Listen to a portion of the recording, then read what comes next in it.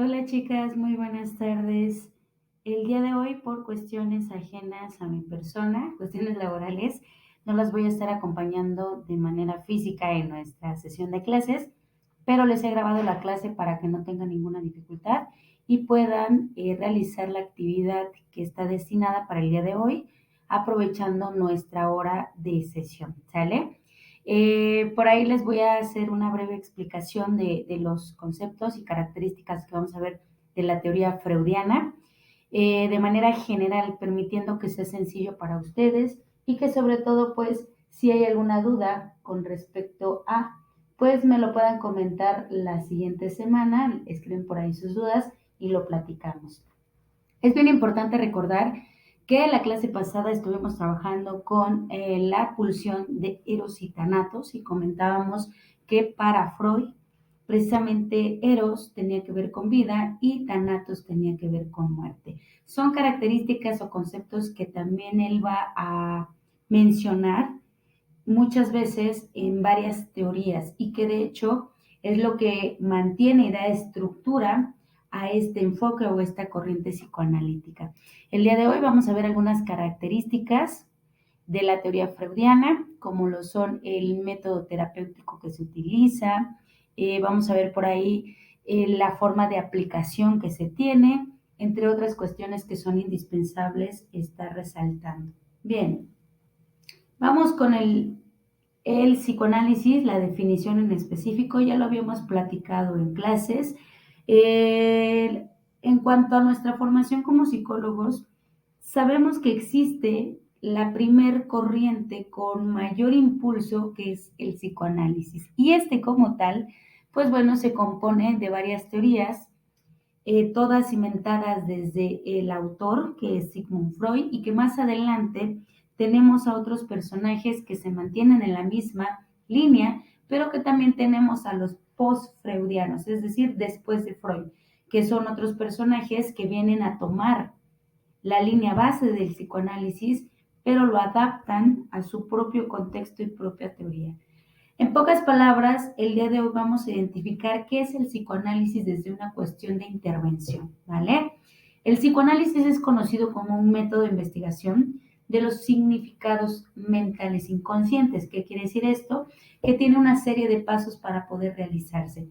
A diferencia de los métodos que se utilizan en el enfoque cognitivo, en el enfoque conductual o en el enfoque humanista, desde el psicoanálisis lo que buscamos es encontrar la mayor información que se encuentra en la parte más oculta de nuestra mente, que es el inconsciente. El inconsciente como tal se va a esconder en lo más profundo de nuestra psique y que no vamos a poder acceder de manera inmediata, sino que es a través de la búsqueda, a través de la indagación e incluso a través del escape de estos hechos, de estas memorias, que es que podemos recordar, ¿vale?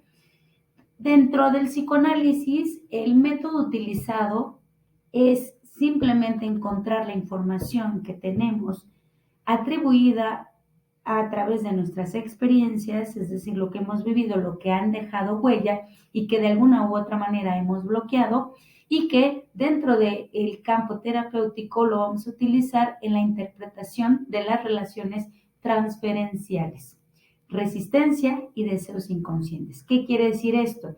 Que muchas veces nosotros podemos transferir la carga energética del inconsciente hacia otro individuo. Es decir, utilizamos, ¿vale?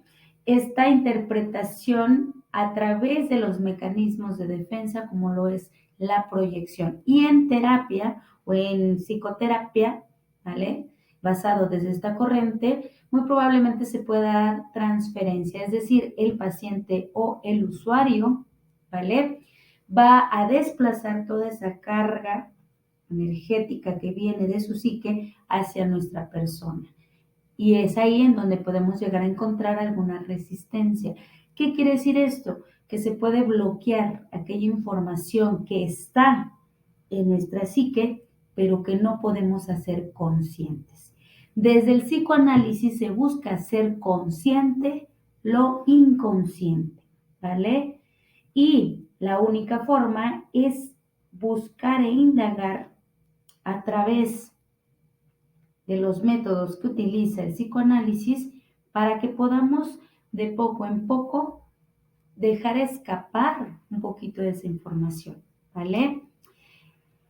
Dentro del psicoanálisis también vamos a encontrar una serie de teorías que hablan cómo es que funciona nuestra mente. Las más comunes y desde el ámbito de Freud, quien fue el primero en darle estructura a esta corriente que hasta hoy en día sigue vigente, que se basa en conjeturas. La mayoría de sus teorías son conjeturas. ¿Qué quiere decir esto? Que son hechos no observables, que no los podemos ver, pero podemos corroborar a través de la objetividad que se tiene e incluso nos sorprendemos porque durante toda la formación y durante toda la investigación de Freud fue cobrando mucha relevancia la mayoría de sus postulados precisamente porque no era coincidencia, ¿no? Inexplicablemente había similitudes, por lo tanto le da mucha fuerza, ¿vale? De las teorías más conocidas de Freud son sus famosas tópicas, que es dividir, ¿vale? En niveles a la mente o a la psique. La primera tópica, que es conocida por inconsciente, preconsciente y consciente. La segunda, que viene a complementarla, que es ello, yo y super yo, que en algún momento vamos a revisar.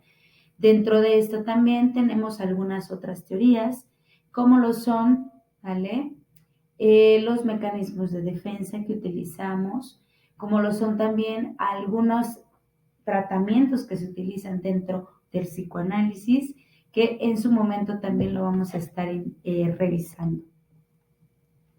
El encuadre psicoanalítico. ¿Qué es el encuadre psicoanalítico? Como característica fundamental de la teoría freudiana, hace referencia al conjunto de reglas que ordena la relación analítica, es decir, lo que está permitido. Freud como tal se dio cuenta que en sesiones de terapia se podía evidenciar que muchas veces el paciente podía llegar a tener una relación mucho más allá de. Esto porque precisamente podía identificarse con el terapeuta, que en aquel entonces no era conocido así, simplemente era el psicoanalista. En el encuadre psicoanalítico se tienen una serie de reglas que permiten llevar una buena sesión y que en el momento en que se violen se debe cortar todo lazo para evitar que existan consecuencias en la psique de ambas partes, ¿vale? Tenemos por ahí que en el encuadre psicoanalítico es la escena o es la referencia más clásica que tenemos, que es el famoso diván, conocido como sitting, que es el ambiente favorable y neutro de estímulos, en donde el paciente que llega a una sesión psicoanalítica, ¿vale? Puede estar recostado en total comodidad y hablarnos acerca de aquello que lo está quejando.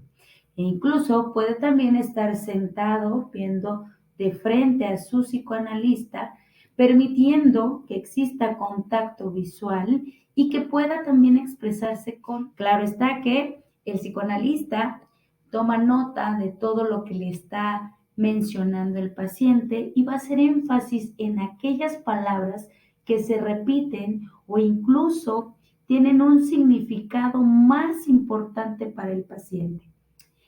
El encuadre como tal tiene un objetivo preciso, que es que el paciente se pueda sentir tranquilo y relajado, que no hayan estímulos que lo lleven a sentirse incómodo, que incluso los colores, el ruido estimulen o influyan en lo que puede llegar a expresar durante la terapia.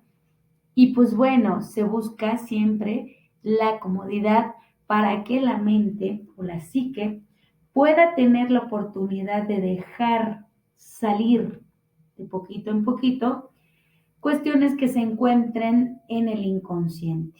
Por eso, desde este encuadre, podemos recordar la frase que destina precisamente a uno de los métodos utilizados en psicoanálisis, que tiene que ver con que se mencione: hábleme de todo lo que se le ocurra, sin filtrar ni censurar, o incluso dígame lo primero que se le venga a la mente, para poder iniciar con ello e ir descubriendo el por qué dejamos escapar aquello, ¿vale?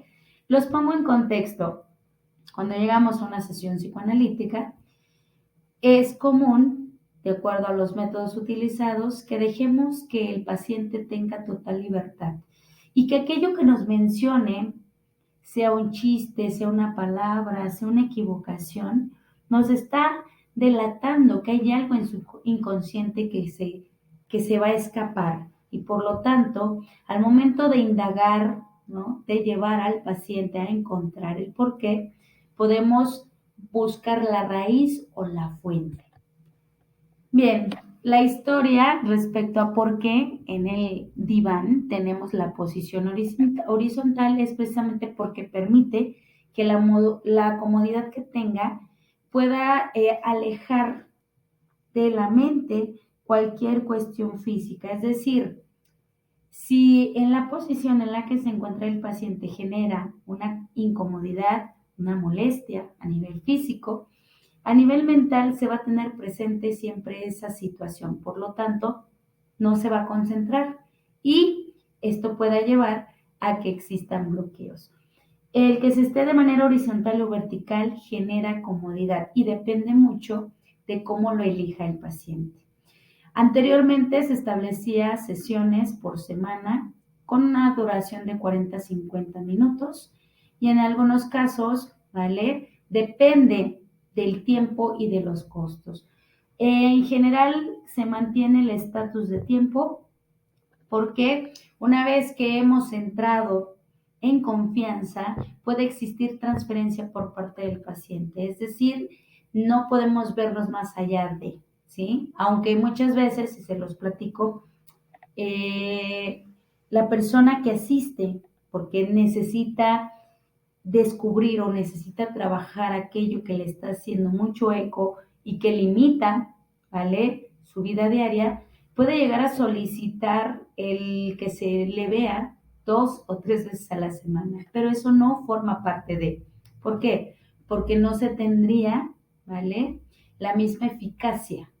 Y, pues bueno, desde aquí ya estamos viendo que los minutos marcados en sesión son importantes para no cansar a nivel mental al paciente. Ya no se utiliza como tanto el diván, ya es un poquito más flexible, ya podemos vernos cara a cara con la persona, puede sentarse o incluso pues mantenerse en una postura cómoda para poder hablar con total libertad. Y el total de sesiones se ha disminuido, ya sea una vez por semana o incluso dependiendo del tratamiento, puede ser más corto, más enfocado para que exista una mejoría. La relación terapéutica. Freud mencionaba muchísimo que el analista debe escuchar y no hacer caso de si se fija en algo, ¿vale? ¿Qué quiere decir esto?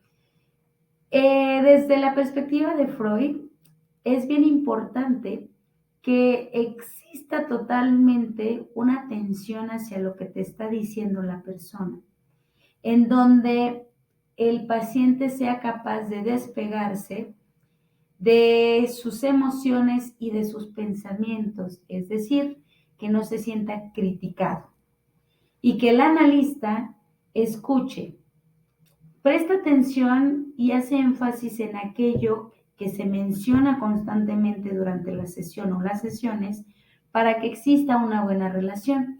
Y en este caso se dice que debe haber una relación unidireccional, es decir, de ambas partes, que tanto el analista, ¿vale?, despegue lo que puede pensar o sentir respecto a lo que le está diciendo la persona, no debe haber juicios ni críticas, tanto para él como para el paciente. Y debe haber también abstinencia. ¿Qué quiere decir esto?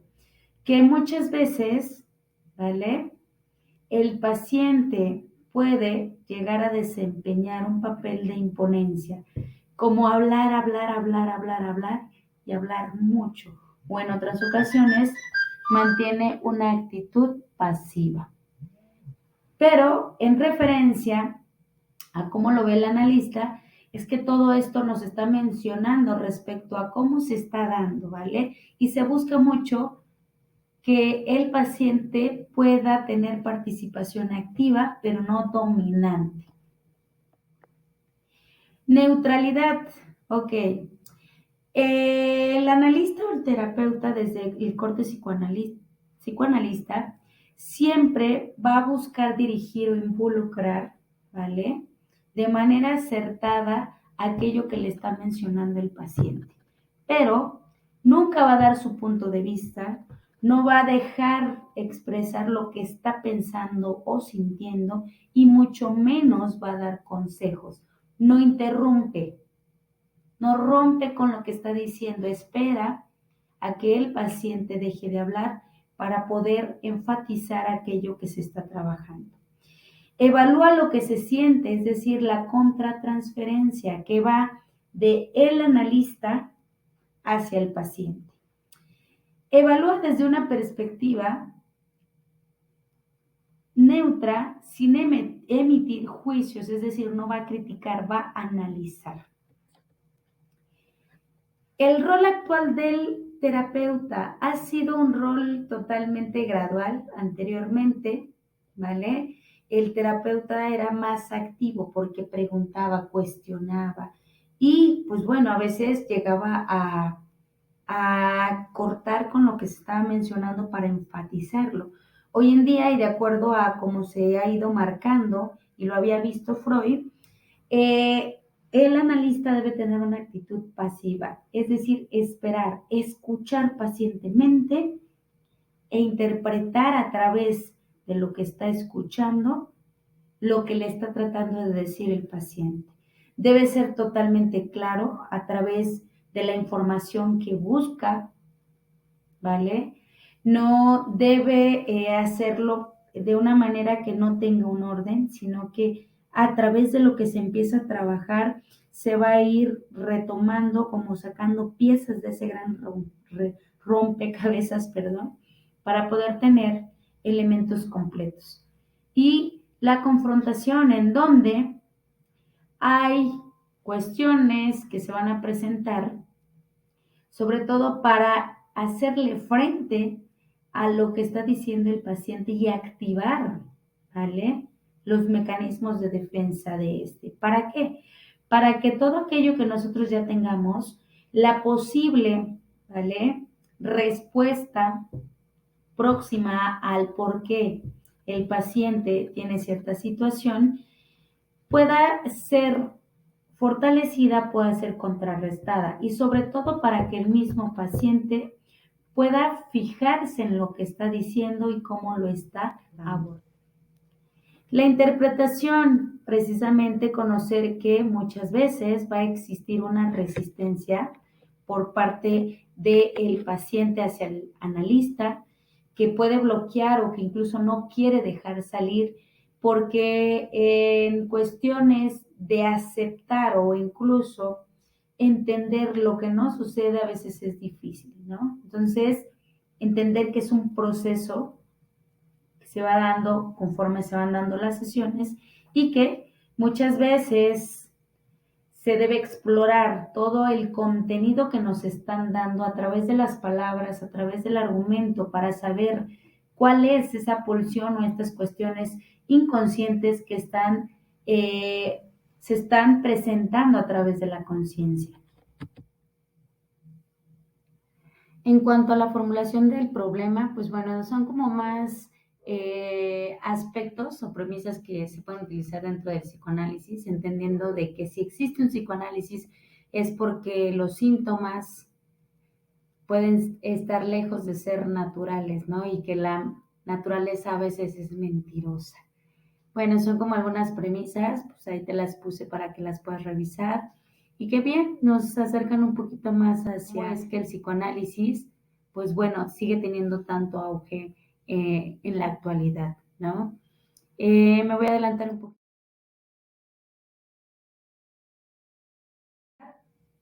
y no hacer muy extenso el video y tengas tiempo suficiente de realizar tu actividad en clase. El método terapéutico, el método como tal tiene un propósito y en psicoanálisis es el robustecimiento del psiquismo consciente. ¿Qué quiere decir esto? Cuando hablamos de robusto, es decir, engordar un poquito más aquellas cuestiones que se encuentran en nuestro consciente y que aquellas que se ocultan en el inconsciente, en lo más profundo de nuestra psique, puedan salir y hacerlos conscientes. ¿Para qué? Para que exista una armonización y que precisamente evitemos utilizar los mecanismos de defensa que muchas veces vienen a generar una realidad totalmente diferente a lo que somos. Y desde la parte psicoanalítica de Freud, el yo busca armonizar con tres amos que lo acongojan.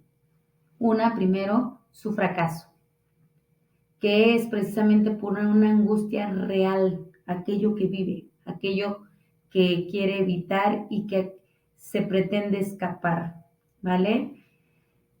Dos, al super yo, desde una cuestión moralista, desde lo que van a pensar, desde cómo me van a ver, desde cómo me van a criticar, desde los señalamientos y del por qué necesito escapar de.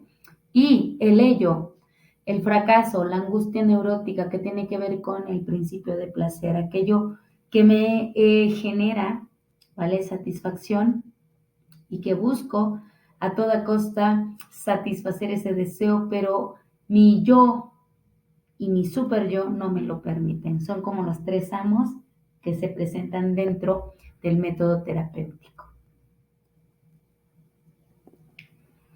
El objeto del psicoanálisis, bueno, ya lo mencioné, y pues bueno, hacerlo más independiente del super yo. ¿Qué quiere decir esto? Que una vez que nosotros hagamos consciente lo inconsciente, podamos tener mayor dominio de lo que queremos, con mayor libertad. Y se va a trabajar en los tres tópicos que maneja Freud, que es la asociación libre, el análisis de los fenómenos que se dan en terapia o en análisis, que es la transferencia por parte del paciente al analista y la contratransferencia, que es del analista al paciente. Así también analizar, perdón, la resistencia. ¿Por qué? Porque se está bloqueando hablar de, o porque no puedo, ¿vale? Reconectar o conectar con aquella información que se encuentra en el inconsciente. Bien, para esto recordamos nuevamente que dado el encuadre psicoanalítico, una de las reglas importantísimas es la abstinencia. ¿Qué quiere decir esto? Que no podemos responder a demandas específicas del paciente, como cuáles, el consuelo, la simpatía o el consejo. He ahí en donde precisamente se tiene estigmatizado que el analista o el psicólogo que es de corte psicoanalista, ¿vale? Es frío y directo. Y es precisamente porque mantiene esta regla de encuadre. Si se le da consuelo, como lo hace el enfoque humanista al paciente, puede generar un lazo que pueda llevar a que se presenten más consecuencias en el individuo que está asistiendo. Es decir, si yo como analista lo fomento, la calidez, la simpatía, como lo hacen los humanistas, puedo cortar con aquello que realmente deseo obtener, que es conocer y comprender el por qué el paciente está interactuando de cierta manera y no vamos a poder tener respuestas totalmente naturales. Va a haber algo, va a haber una relación, un vínculo cercano. Y es por ello que se mantienen siempre de manera abstinente, o sea, no hay reacción y no es porque no sientan, simplemente lo demanda el corte terapéutico, perdón, del psicoanálisis. Regla de atención flotante. ¿Qué quiere decir esto? Que bueno, nos vamos a dar a la tarea de mantenernos atentos a todos los elementos del discurso y enfatizar en aquello que realmente, ¿vale? notamos que se menciona o que hace mucho eco en el paciente. Se dice que hay una neutralidad, sí, y que precisamente no le damos mayor importancia a aquellos cambios abruptos, sino a lo que nos está diciendo y a lo que se puede llegar a repetir durante sesión.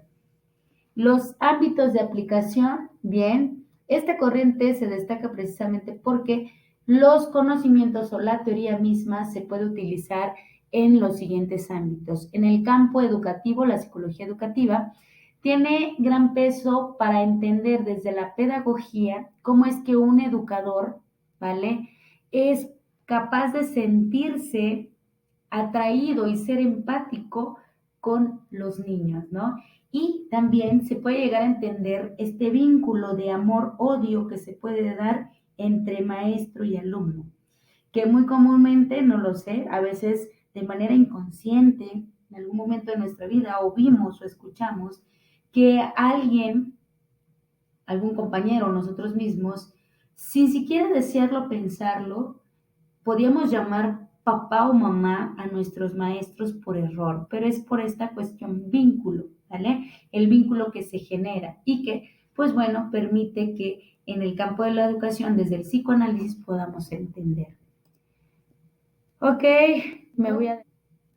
En el campo de la psicología clínica nos funciona muchísimo. ¿Para qué? Para poder conocer diversos malestares, enfermedades de tipo mental que se derivan de algunas consecuencias o situaciones como problemáticas familiares, maltrato, algunos trastornos de la alimentación, ¿vale? Acontecimientos traumáticos, huellas némicas que se quedan con nosotros y que pueden alterar nuestra infancia y presentarse o acompañarnos durante toda nuestra vida en las diferentes etapas. Y desde la psicología clínica, pues podemos conocer más.